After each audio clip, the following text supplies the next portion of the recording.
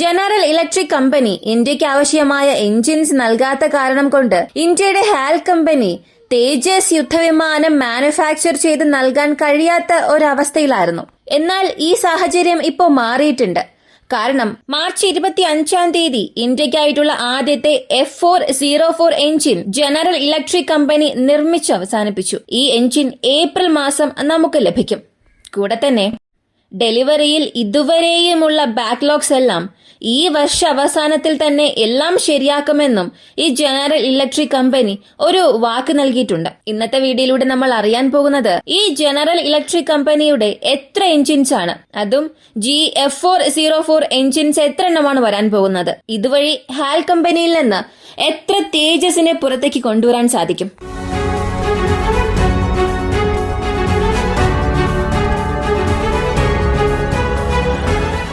ആദ്യത്തെ കാര്യം, general electric എന്ന ഈ ഒരു കമ്പനി F404 എന്ന ഒരു എൻജിൻസ് മാനുഫാക്ചർ ചെയ്തുകൊണ്ടിരിക്കുകയായിരുന്നു.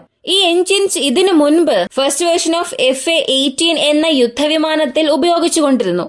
മാത്രമല്ല ഷാപ് ഗ്രിപ്പ് പോലുള്ള യുദ്ധവിമാനത്തിലും പ്രാരംഭഘട്ടത്തിൽ ഉപയോഗിച്ചുകൊണ്ടിരുന്നു. എന്നാൽ അതിനുശേഷം ഇപ്പോ നിലവിൽ F-18 സൂപ്പർ ഹോർണറ്റ് കൂടാതെ സബ് യുദ്ധവിമാനങ്ങളിലും ഉപയോഗിച്ചുകൊണ്ടിരിക്കുന്ന എഞ്ചിൻസ് ഒക്കെ F414 എഞ്ചിൻസ് ആണ്. ഇന്ന് ലോകത്തിലെ ഏതൊരു യുദ്ധവിമാനത്തിലും F404 എന്ന ഈ ഒരു എഞ്ചിൻസ് ഇല്ല. ഇത് കാരണം 2016 വർഷത്തിൽ ആരും ഈ ഒരു എഞ്ചിൻ ചോദിക്കുന്നില്ല.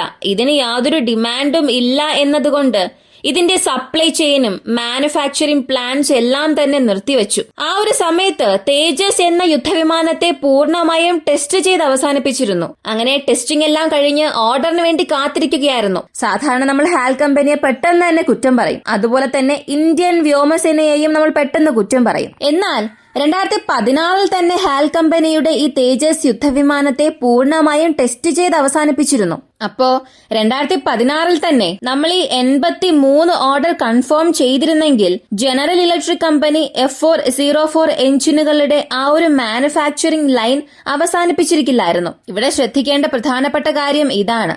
കാരണം നമ്മൾ ജനറൽ ഇലക്ട്രിക് കമ്പനിയെയും ഹാൽ കമ്പനിയെയും എളുപ്പത്തിൽ കുറ്റം പറയും. പക്ഷേ നമ്മുടെ ഭാഗത്ത് നിന്ന് എന്ത് തെറ്റ് സംഭവിച്ചുവെന്ന് നമ്മൾ നോക്കണം. 2016 തന്നെ ഈ 83 ഓർഡറുകൾ നമ്മൾ നൽകിയിരുന്നെങ്കിൽ ജനറൽ ഇലക്ട്രിക് കമ്പനി അവരുടെ വിതരണ ശൃംഖലയും മാനുഫാക്ചറിംഗ് യൂണിറ്റ്സും അവസാനിപ്പിക്കാതെ നിലനിർത്തുമായിരുന്നു. ഈ സമയം നമുക്ക് ആവശ്യമായ എഞ്ചിൻസ് എല്ലാം വന്നിരിക്കുമായിരുന്നു. പക്ഷെ നമ്മളത് ചെയ്തില്ല. ആ ഒരു കാരണം കൊണ്ട് 2016 മുതൽ 2021 വരെയും ഈ engines general electric company manufacture ചെയ്തില്ല. എന്നാൽ പെട്ടെന്ന് 2021 ഏകദേശം 83 യുദ്ധവിമാനങ്ങൾക്ക് ഓർഡർ നൽകി 40,000 കോടി മതിപ്പിൽ. പെട്ടെന്ന് തന്നെ ജനറൽ ഇലക്ട്രിക് കമ്പനി ചെയ്തത്, ശരി, തേജസ് യുദ്ധവിമാനങ്ങൾക്ക് ആവശ്യമായ F404 IN-20 എന്ന എഞ്ചിൻസ് നിർമ്മിക്കണം. IN-20 എന്ന വേരിയന്റ് ഏതാണെന്ന് നോക്കിയാൽ ജനറൽ ഇലക്ട്രിക്കിൽ തന്നെ ഒരുപാട് എഞ്ചിൻസ് ഉണ്ട്. നിരവധി എഞ്ചിൻസിൽ ഒരുപാട് അഡ്വാൻസ്ഡ് ആയിട്ടുള്ള F404 എഞ്ചിൻ വേരിയന്റ് ആണിത്. അതും പ്രത്യേകമായി തേജസിനു വേണ്ടി ചില പ്രത്യേക മോഡിഫിക്കേഷൻസ് ഒക്കെ ചെയ്ത് സിംഗിൾ എഞ്ചിൻ എയർക്രാഫ്റ്റിന് വേണ്ടി നിർമ്മിച്ച F404ന്റെ ഒരു വകഭേദം. 2021 ശേഷം ജനറൽ ഇലക്ട്രിക് കമ്പനി അവരുടെ മാനുഫാക്ചറിംഗ് അങ്ങനെ സ്റ്റാർട്ട് ചെയ്യുന്നു. അതായത് അതിനു മുൻപ് 5 വർഷം അവരുടെ പ്രൊഡക്ഷൻ ലൈൻ അവസാനിപ്പിച്ചിരുന്നു. പെട്ടെന്ന് 2021 ഓർഡർ നൽകുന്നു. 99 എഞ്ചിൻസിന് ഓർഡർ നൽകുന്നു.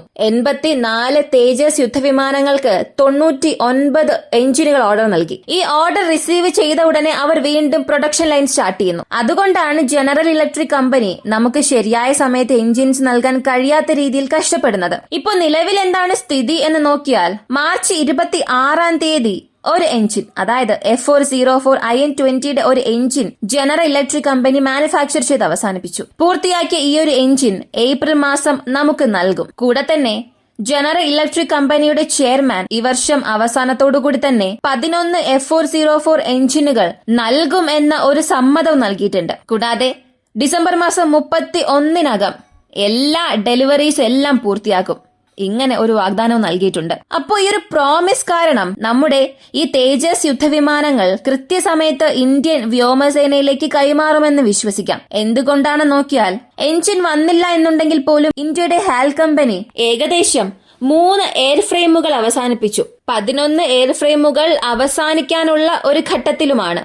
അപ്പോ എൻജിൻസ് നമുക്ക് കൃത്യസമയത്ത് വരികയാണെങ്കിൽ ഈ വർഷം തന്നെ ഹിന്ദുസ്ഥാൻ എയറോനോട്ടിക്കൽ ലിമിറ്റഡ് പ്രോമിസ് ചെയ്തതുപോലെ നമുക്ക് 11 മുതൽ 15 എയർ ഫ്രെയിംസ് നൽകും. കൂടാതെ അടുത്ത വർഷം ജനറൽ ഇലക്ട്രിക് കമ്പനി പറയുന്നത് 2026 മുതൽ 20 എൻജിൻസ് അവരെ കൊണ്ട് നൽകാൻ കഴിയുമെന്നും പറഞ്ഞു. അപ്പോൾ ഹാൽ കമ്പനിയുടെ റോഡ് മാപ്പ് അനുസരിച്ച് അടുത്ത വർഷം മുതൽ 20 യുദ്ധവിമാനങ്ങൾ പുറത്തേക്ക് വരികയാണെങ്കിൽ കൃത്യം 2030 എല്ലാ യുദ്ധവിമാനങ്ങളും, അതായത് 84 യുദ്ധവിമാനങ്ങളെയും ഇന്ത്യൻ വ്യോമസേനയ്ക്ക് കൈമാറും. 84 യുദ്ധവിമാനങ്ങൾക്ക് 99 എഞ്ചിൻസും ജനറൽ ഇലക്ട്രിക് കമ്പനി 2030 കൈമാറുമെന്നും വാഗ്ദാനം നൽകിയിട്ടുണ്ട്. അപ്പോൾ ഈ രണ്ട് കാര്യങ്ങളും കൃത്യമായി നടക്കുകയാണെങ്കിൽ നമുക്ക് കൃത്യമായ സമയത്ത് യുദ്ധവിമാനം വരും. വലിയ രീതിയിലുള്ള കാലതാമസമൊന്നും ഉണ്ടാവുകയുമില്ല. ഇപ്പോ ഇതിനെക്കുറിച്ചാണ് എല്ലാവരും സംസാരിക്കുന്നത്.